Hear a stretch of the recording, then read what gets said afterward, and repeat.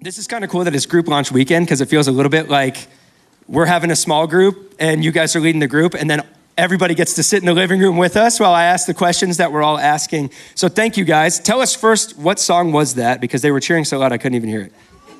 Now and Forevermore by Paul Clark, 45-year-old song about, as for me and my house, we will serve the Lord. And that gives us an idea of when you got married. How long you guys been married? 45 years. 45 years. Now do the math, because we're only 28, so I don't know how that works, but. And I did share with Ethan, my poor wife has been wandering around with me for longer than the tribes wandered with Moses. But you finally found the promised land, we hope. 45 years, I mean, that is to be celebrated and applauded. For all that you've gone through in 45 years, that you're here on this stage today smiling and not just like we survived and made it, but you're a thriving couple. And so well done. And thank you for being a picture of what's possible for marriage. And we're all going to get to know you tonight and hear more about your story. I've had this common theme that almost every restaurant I go to in Austin, if somebody at the restaurant's like, hey, you're from Red Rocks, I go, oh yeah, how'd you hear about Red Rocks? The Neillies. Like almost everyone I meet around the city came to this church, heard about this church because of you guys. And so that's got to be corrected. The real answer is because of Lynn Neilly. Lynn, yeah, more so. She's the person that says, she just said it, give me the lobby. Like she's just like, I'll talk to anybody and everybody. And so thank you off the top for just being a gift to this church and how many people you guys are bringing, not just for the sake of showing up to church, but because you want them to know Jesus. And we appreciate that so much and admire you guys for your evangelist heart. Well, thank you. And then we love Red Rocks and we love our pastors, and you all have just renewed our faith and helped us to love the Holy Spirit even more. So that's awesome. We get excited to be here every time. I'm a sales trainer, and it's my easiest sell all week long is Red Rocks. And she's doing a great job of it. Let's start with this. You've been married for 45 years. How'd you guys meet and end up married? This is going to definitely be a his-her story. We met in college. Lynn has always been a wooer and attractor, and she had a bunch of young gals that she grew around her. One of them I was dating. That gal went to a different college, and I was dating her and knew I needed to break up with her. And she said, no. Hey, when you get back to college, go see Lynn. She'll straighten you out. And I went to see Lynn, and I thought, boy, one, it's nice not being with that other girl, and I could spend more time with this girl. And my version of that is we were friends in a Christian campus group at Northern Arizona University, and really just friends for 2 years. I just admired him. He played the guitar and he was nice, but I didn't think anything about it. I was busy dating other people. Older boys at college. And my story about getting to Andy was I was dating somebody I should not have been dating. He was not a believer. He was not good for me.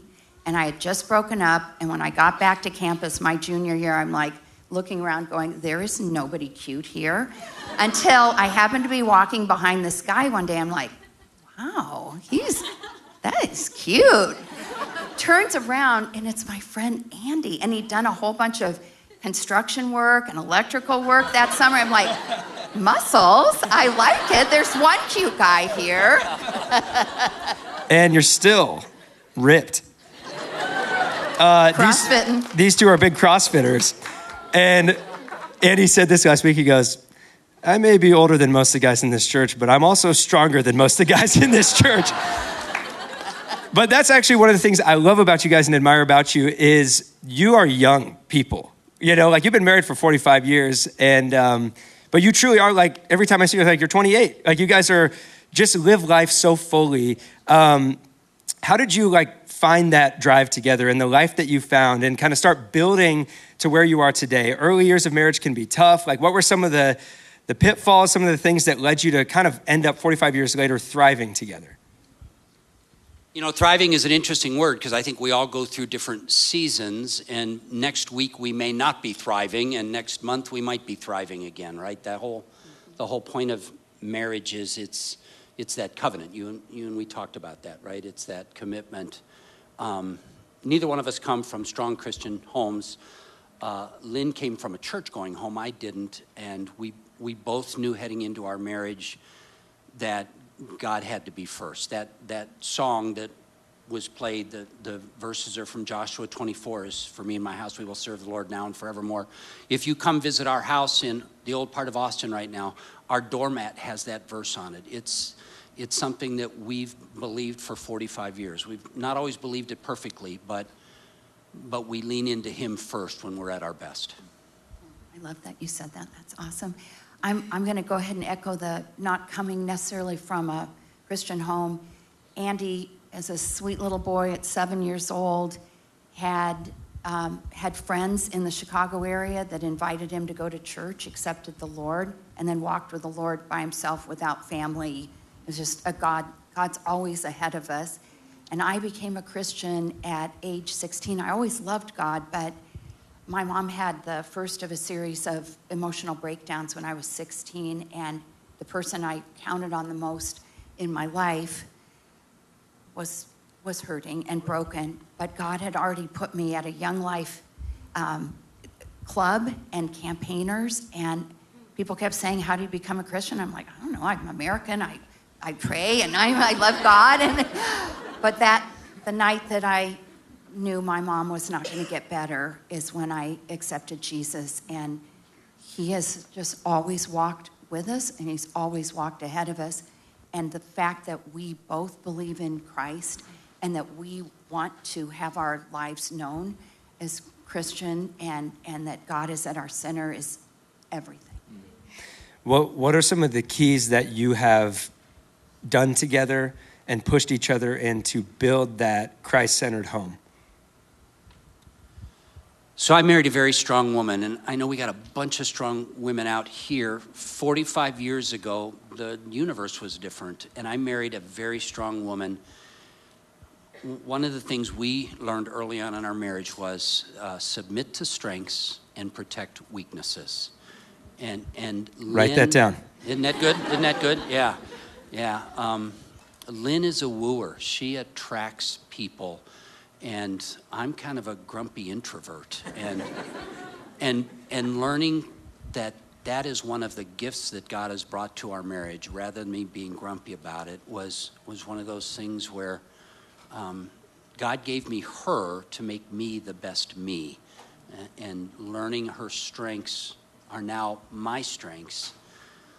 I mean, we're still learning that lesson, right? Our conflicts still come up with when she's in her and I'm in me, and that leads to conflict, but not as much anymore. Yeah. It's a great question. Thank you. I would say on that is, one, to remember to truly value who each other is. I want to go and do everything and say yes to everyone and every opportunity, and Andy is much more like, I'll just stay over here. And what I've learned really from pretty early on, I don't ask permission, but I check in, just like I would with a good business associate or a colleague, only this is my love, this is my husband, is to check in and say, hey, I want to run this by you. And there have been so many times he's kept me out of trouble from, I always overcommit, but even more overcommitting, and that's been a gift to me. The other thing I would say is, one, we really do pray for each other. And then the third thing is, I think we treat each other with kindness, and I think words really matter. And I'm going to tell this one story because it just needs to be said. Early on in our marriage, me, Miss Passionate, fly off the handle, like, why is this happening, blah, blah, blah. We're having a big fight. And I'm like, well, just divorce me then. And I did not realize what a loaded word. At that point, 45 years ago, it wasn't as prevalent as it is now. And he stopped me and he said, let me tell you this right now. Never use the word. Don't use it, because we're not getting divorced. He didn't say it threatening. He just said, we'll never use that word in our language, Lynn, in our conversation. Don't use it.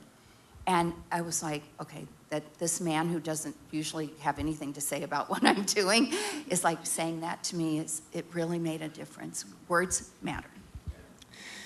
When we were talking last weekend, and you guys were like, we've been married 45 years, you said, and we had a knockdown, drag-out fight last week. Just last week. And I was honestly so relieved to hear that. I was like, oh, thank God.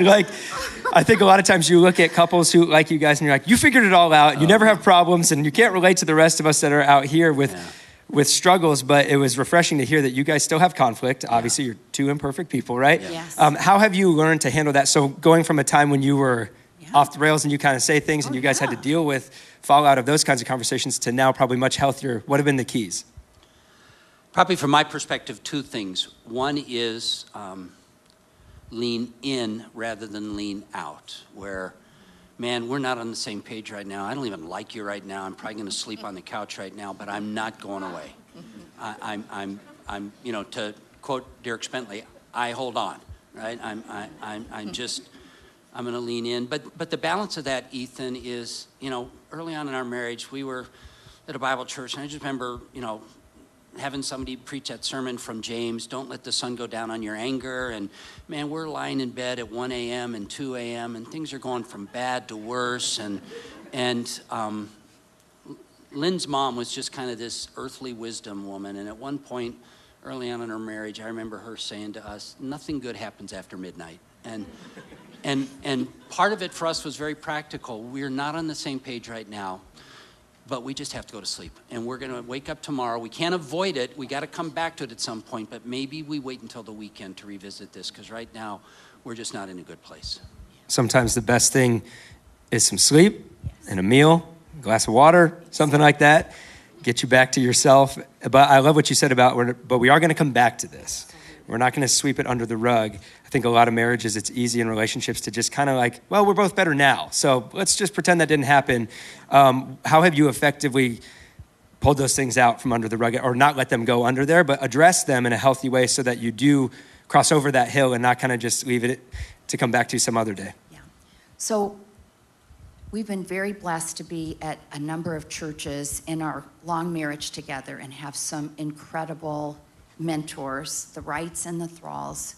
We also were involved in a marriage retreat ministry when we lived in Phoenix.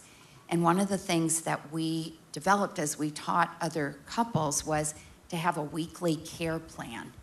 And I'm one that just wants to call Andy, let's talk about this and this and this. And it's like we're both busy. We do stuff. We both work. We're both traveling. We have a weekly care plan. It's really good for me because I make a list of everything I need to talk to him about. He probably has one thing on the list to talk to me about. But it's an important thing. And it's 30% chance you'll get to it, but it's good to have it written down. It's probably going to be whatever you want to do, Len. Okay, perfect. Perfect response. So that weekly care plan has been really good for us to, one, get our calendars together, our budget together, put us on the same page, be able to go we may have just clicked off all those other things, but we got to come back to that topic that we weren't good about dealing with. And that has kept us accountable.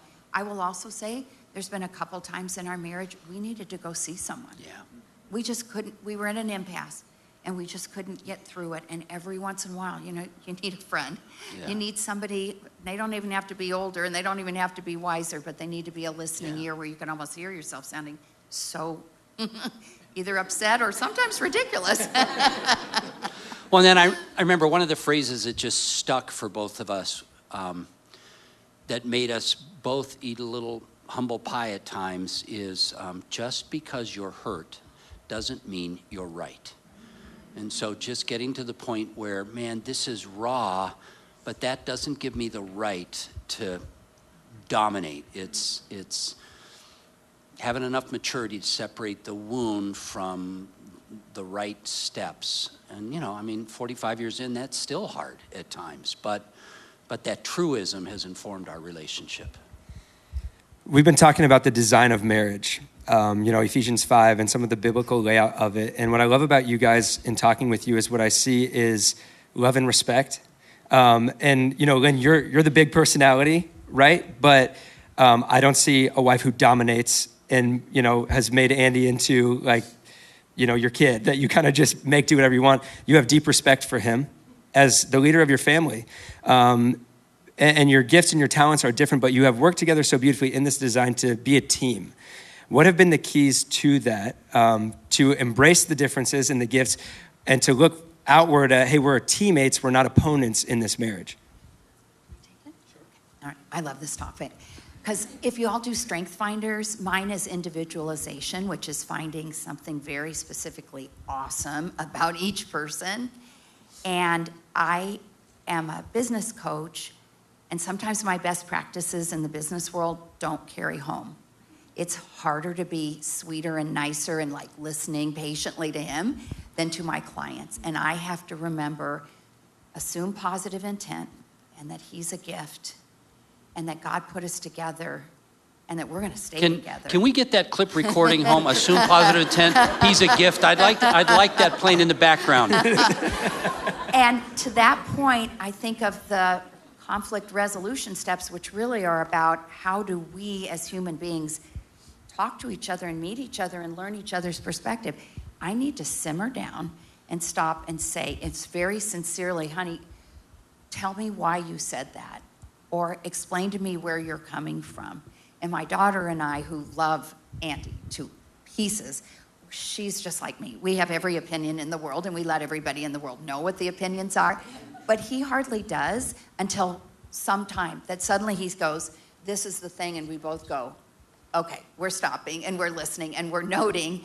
I think it's really stopping, being patient, being seriously listening, and wanting to get into his head and his heart to understand what is it he's really thinking? Why is he thinking that? And honestly, selfishly, how could that benefit me and benefit us?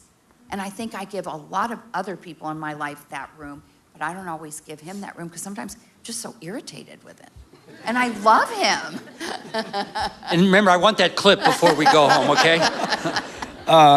Andy, you are a strong man of God and a leader. What have been to the men in this room, the husbands, the future husbands, what have been the keys to growing into the man that you are today? That's $1 million question, right? Lynn told the story of how I became a Christian when John Adelman invited me to a summer camp, 7 years old. My family moved several times when I was growing up. And by the grace of God, every time my family that was not a church-going family moved to a different suburb, they moved a couple of blocks away from a Bible church, and the first kids I met at school went to that church. So the real answer, Ethan, is because God has gone before me and us. And yet also, you make the decision, and 45 years in, you still make the decision, do I want to follow God? And man, I'm never going to get it right, but, do I want to follow God? Joshua 14:11, Joshua and Caleb are talking. It is at the end of 40 years of conquering the promised land, and as you know, Bible scholar, the land still wasn't conquered. The big cities were taken care of, but they had to go in and possess things. Caleb is in his mid-80s, and he and Joshua are talking, and Caleb said, I'm strong enough. I'm not done yet. I'm going to go take basically what God has given me. And that's kind of what Lynn and I continue to believe is, today kind of sucked, but tomorrow I can walk with God, right? And I think that's, his mercies are new every morning. And so just get up and start over. God is never done with us, right? Imperfect people serving a perfect God. Amen. Let's talk parenting. There are, I guess it's group launch weekend, so there's probably more parents in here than usual because this is the service we don't have kids at, but there's a lot of future parents in this room as well. What are some of the tips and tricks you would give to, first, let's go with people like me that have young kids who I love so much. I believe they're world changers, and they're also insane. What are some of those things in their formative years that you would say, these are the keys that we would stand on if we were you? So I want to give some context here, because we'd been married almost 12 years before our beautiful daughter was born, and I wasn't sure if I wanted to have kids. I loved to work, Andy went to graduate school, we were traveling. I'm like, this is great, I love it. And I had grown up in a home where it wasn't that congenial between my siblings and me. So I'm kind of like, why do you have kids? I don't have no idea. And then I got very sick from overwork, and it took me a while to get back. We needed to do some repair in our own marriage and our roles. And then at about age 32, tried to get pregnant, and then at 34, had my daughter. Here's the second part of that. She was 11'2". Her weight, if you have had a baby in here, you understand what an 11-pound, 2-ounce baby is. I was doing protein milkshakes for my wife every night for 9 months. And she was born over 4 days. There's a reason we have one child. My gosh. All that to say, me, the worker, thinking, why would I ever do this? The moment she was born, I was so head over heels in love with her. And my life was consumed in being her mom. And I worked out my work so I could work early, work late. I didn't want to miss her. And I would say for anybody that's here, I know I'm talking to you, but I'm talking to them. I just want to encourage you, if you're contemplating at all having kids, or if you're at that exhausting phase right now, because I can remember going, I can't wait till you go to bed at night. But then I stood over going, I can't wait till you wake up tomorrow.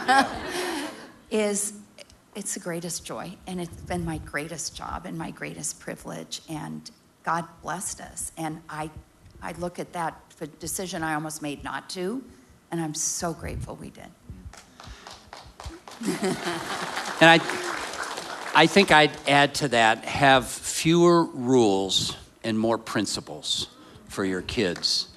And then don't die on any small hills, right? If she wants to get a tattoo, that's not the end of the universe. Just have her put it off 5 years till she turns 18. So, but She still wanted one at 18. yeah, she still wanted. As a 13-year-old, I knew she was going to forget in 5 years, and she didn't forget. But your goal is not to win the arguments with the kids. Your goal is not to always be right. Your goal is to nurture their spirit, and so. Servant leadership, you are the most important role you'll ever have, is raising your children to follow God, right? And so fewer rules, more principles, let it go. I would also say structure is really good. You can kind of tell how this is going to go. I love to have some rules, and I love that when my no meant no, it meant really no, because I didn't want a brat. I wanted a great kid. She was awesome. If you know Drew, ask her at some point her choice between pepper and salt. No, pepper Soap. and soap. Yeah. Ask her that choice, because she had to make it at one point. I will also say one of the things we always did with our daughter is talk. And to her dread, we would have family meetings. And we're both teachers and trainers. And we have a flip chart at home. And we would pull the flip chart into the kitchen. And we would, I don't even know what we were doing with the flip chart, but it seemed like the thing to do. It was important at the time. When you meet Drew, she's very nice and normal despite us. Drew is awesome. She is awesome, fabulous. which is not by accident. Thank you. Right? And it was a lot of communication and openness, and what we said, we meant. And she also knew she was loved beyond all measure. How did you approach and handle tough conversations with Drew? Because we have a lot of parents in our church that it's like, when do I talk to my kid about sex, pornography, like some of these things that their friends are talking about, partying, the temptations that are going to be before them. How did you guys go about trying to have communication, with Drew about the world that she was walking into? So first, the funny story, when Drew was probably 3 years old and she just didn't realize that Lynn and I were on the same page, she went and asked Mommy permission about something, and Mom said no, and then she walked to the other side of the house through several open doors to ask me, because she said, Mommy said I could if you said I could. Oh, yeah. I've gotten that one from my son a lot of times. And unfortunately, my former football coach voice came out at that point. And in a tiny little bedroom, I just yelled out, Drew, you lied. And this tender-hearted, a lot like her mom, girl just melted into this puddle. And we ended up having what ultimately was this beautiful, sweet family time that also has become one of the stories of our family, that truth matters, but truth in a loving context is what really matters. And then I think I would go back to Ethan. Man, there are a lot of really awkward, hard conversations that it's so much easier to avoid. They just get bigger if you avoid them. Don't avoid them. You're not going to have them perfectly. You're going to wish you had said something better to somebody you're dating or somebody you're engaged to or a spouse or a kid, whatever it is. These are awkward conversations, but it's much more awkward to not have those conversations because they come back to haunt you. I will also mention that Andy, through all of Drew's teenage years, wore a dad t-shirt that stands for Dads Against Daughters Dating. I think that was an effective strategy. That's a good one. Well. You can find those in the merch mart next week. Well, the funny thing is I tried to merchandise them, and I got an email from somebody up in Dallas one day saying, I see you're using my copyrighted phrase. We probably need to talk about royalties. And that's when I pulled the website down. Dang it. Brilliant, though. Okay, so then, as Drew became an adult and started to be able to make her own decisions, it's a whole different type of parenting. Give some wisdom into, once your child can make their own decisions and they're going to go out and live their life, how do you stay in their lives? Because a lot of parents push their kids away and don't have a relationship because they either try to control or, they want to decide, but the kid has to. You bet. So I think it's hard for us because we're like the three. We're very, very, very close. We are very blessed to be close to our daughter, and she's so sweet and kind to us. She's very nice to us and wants to hang out with us. And she went to school over in California. We were here in Texas, and that was so scary for me to leave her because we are very close. And then I just had to trust that. And Andy has a great saying, he'll say it in just a minute, but that we just had to trust that God was bigger than we are and that he was going to take care of her. And just like we'd seen him do in our own lives of being ahead of us and then being there to greet us, he was going to be there for Drew. We also knew that we had now moved into that. I don't even know if we were in the passenger side of the car. If you're a parent that has a kid that's driving, you're like, oh, this is awkward for me to be over here on the right-hand side. I think at that point, we were either in the back seat or we were in the Uber trailing along because she had to do it. And we had to trust her good brain and her good heart. And then we had to trust God. We also were an open listening ear. We just love her and think the world of her. And we wanted to be involved. But we didn't have to give advice unless she asked. And that model that a lot of us have heard over the years where you start out as a commander and then you move into a coach and then you just become a counselor, those are hard transitions. And yet at some point you just have to realize I don't get to dictate anymore. She's making the decisions. If God is as gracious to her as he's been to us, and here's the phrase Lynn and I shared with each other the 500 miles as we cried from Southern California driving back the first half of the trip back. God loves her more than we love her.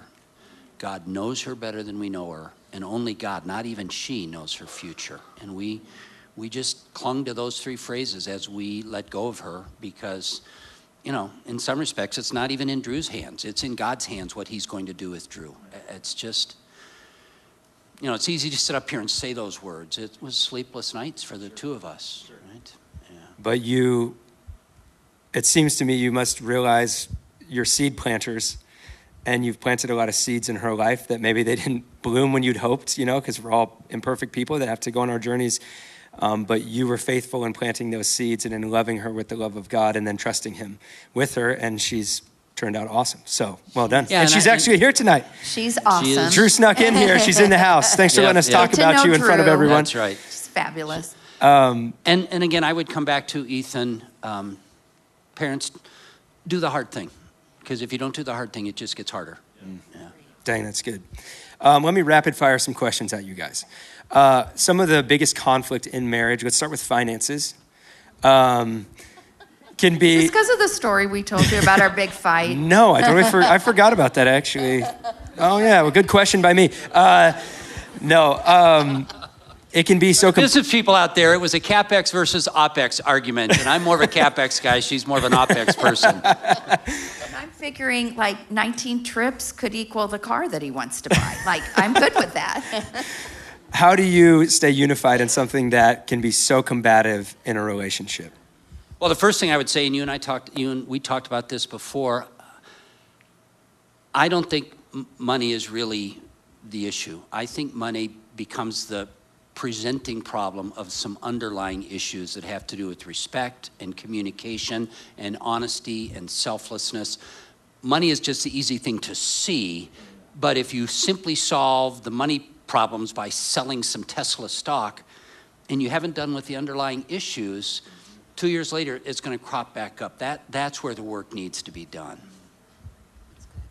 And I think this is also where, again, the disciplines are really good. The care plan, the looking together at what your goals are and what your actual income is and the opportunity. I mean, we love to work, and also we love to play. We want to be here for a long time. And so how do we make the plan so that what we're working on together feels like not him and me, but us? And I think, again, back to get the rest, do it when you're fresh. If you need some good counsel, get that. Go to Financial Peace University, so good. And then respect each other and really listen to each other. What's your perspective? We have very different backgrounds from even our upbringing. And so I think I deserve a lot of things. He doesn't. And I'm like, I'm good. I worked. I should be able to go. And he's so sweet. It's sometimes like, well, I don't think we should. Oh, no, yeah, we should. So I think discipline's important. Well, and if I can add to the voice of the three of you up here, because I've heard you say it a number of times in the last 5 years since we've been here, you share a checkbook as a married couple. There's not her money and his money. There might be a her fund budget and a his fund budget that as your income grows, maybe you can put more in those two pots. But your family pot is your family pot, and it's not my responsibility to pay these and your responsibility to pay those. It's no. This is one of the things we share together. For everybody that's from Gen Z, Andy, what is a checkbook?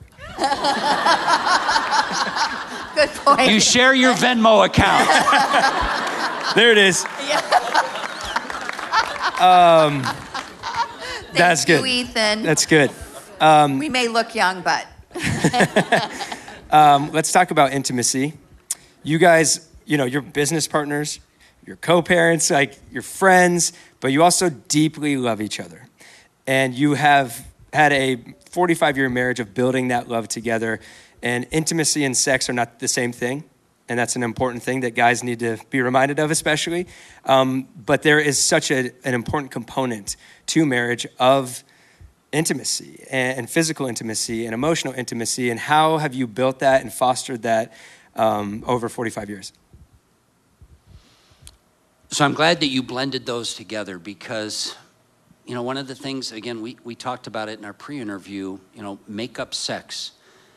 I have never understood that comment because we can't be close to each other if we're not close to each other. And so, sex starts first thing in the morning when you're kind to each other, or, sex starts in a bunch of different ways that really layers that intimacy. And, it helps that I married a gorgeous gal. So for guys that are driven by eyes, yeah. In fact, I will tell a lot of you, 45 years in, I'm still pretty lucky, aren't I? So, let's go, Andy. But as you get older, you realize it's the intimacy that really we long for. And having somebody, Torrin Wells had that beautiful song, fully known and fully loved. And it's not just a song about God's love, it's a song about my wife's love. She understands me, and that just gives me freedom to be myself even physically. So I would say for me, and I love everything that Andy said, especially that last part, thank you. When Andy does something for me that he knows I like he'll be the one to go get the coffee, or he'll be the one to get the tacos, or he'll be the one to say, hey honey, let's go try that different coffee shop, or honey, how about we go get the doggies out and go, do something, when I know he's super busy. And it's like, oh, I love that you just thought about that. And then sometimes for us, it's the stillness. We both love to read. We both love to walk. We love to work out. I know when he's sick, he just needs to go into the room by his cave by himself. And he knows I know that. And then also I know he knows, just like when we're driving around, just like hand on the knee, hold hands when we walk somewhere. We just love to touch each other and like. Let's get that clip as well. Social media team, grab that. That's gonna get people to show up tomorrow for sure. Woo, okay. As you should. You've been married for 45 years. Heck yeah. And he is literally my best friend and my love. And I love who he is when I'm not mad at him. I love who he is. And he's the best man in the world. And he's the best man in the world for me and for my daughter and for all of our friends. And the fact that he has stayed faithful to me. He said something so cute to Ethan the other day. He said, we just haven't done enough stupid things to, like not be together. We've done a bunch of stupid things, but not as stupid as we could possibly be. He's a respect-worthy man. And when I think about that and all that's important to me is I think about being with a godly man who loves me, who's faithful to me. 45 years in, what does he do? He watches dog videos and car videos. Sweet man, I never worry about him when I travel. I trust him completely because he's let me know over the years who he is and who he loves. And it starts first with Jesus. That's invaluable to have that kind of trust. That was a perfect segue into my next question for you when you talked about like the characteristics in him. So we got a bunch of singles, a bunch of people about to go to a singles conference. Yeah, come on. And, the world is wild with dating apps, and there's so many different narratives and worldly ways of thinking about dating and hookup culture and all the stuff that we live in. What would you say to somebody who's single right now who truly is looking for a God-given marriage in their life? Get in the game. Go talk to girls. Go talk to guys. Go get one of these groups going. Go to a meetup with dogs and basketball and fun stuff. But I can't stand when I see all these handsome men standing together in the lobby, standing with each other. I have got a list of girls that are so beautiful and so talented, and they are looking for you. And Mr. Man out there who looks so handsome, you got to know Jesus. You got to go find Jesus and chase him. She's going to chase you, and then you're going to find each other. But don't be waiting around. What are you waiting around for? Get in the game. Do you sense my wife has an opinion about this, Ethan?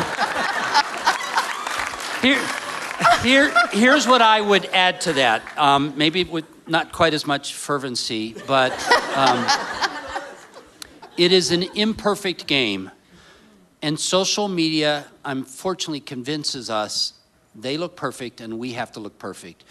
They look smart, we better be smart. They're financially, they have their act together, we better have our act together.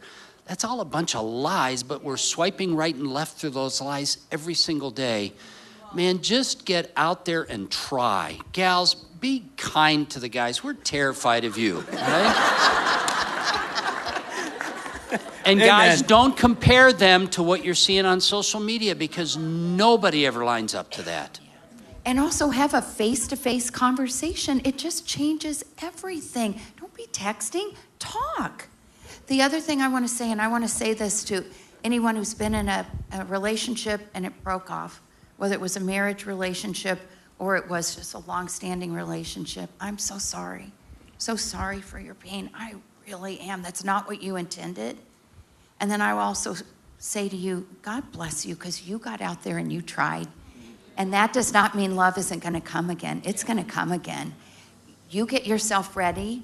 He's going to be ready. She's going to be ready. But thank you for trying, because we need to live in a society where people really want to have relationship and want to have beautiful families, and want to love each other.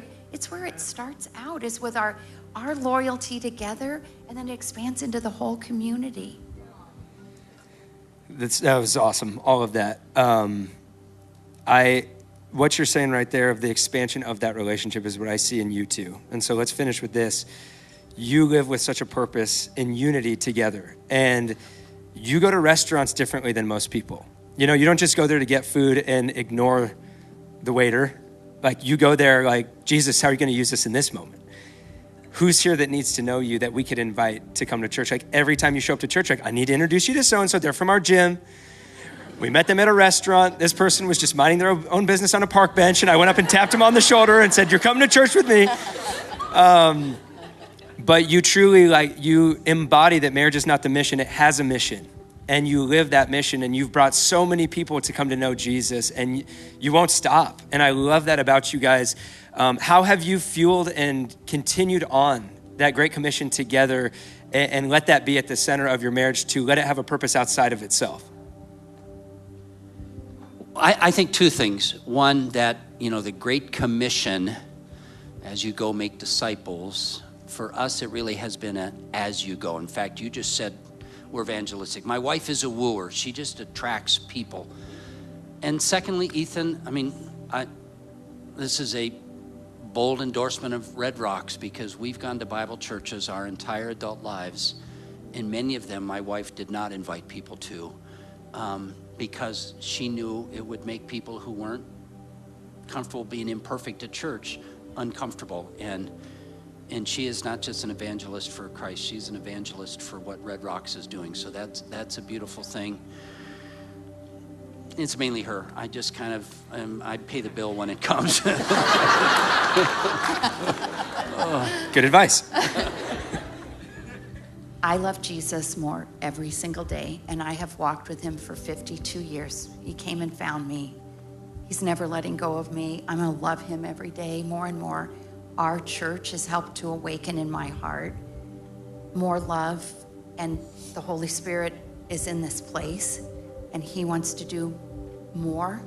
And I just can't wait to see what we all get to do together, because Red Rocks, I mean, Jesus is right here. Holy Spirit is right here, and people get better when they come here. And so we need to all invite them to come.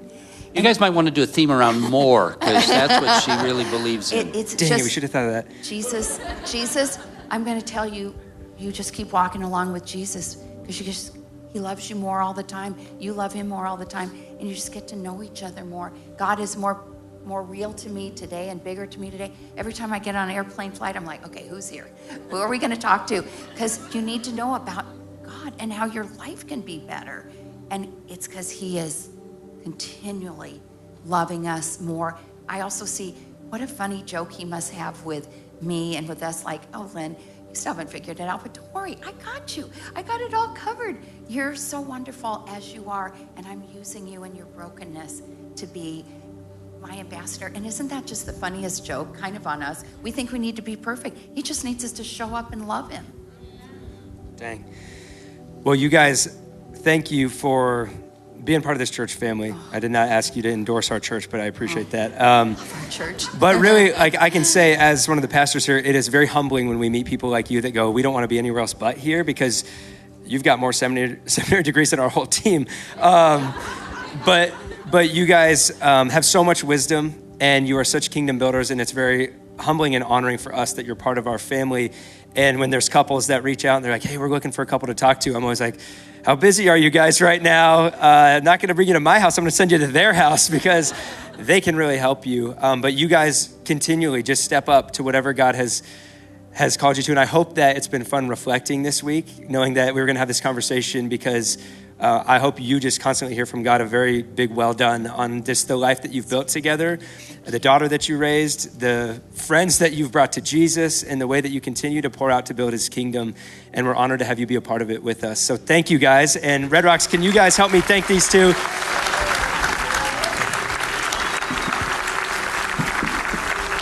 Thank you guys so much. Love you both.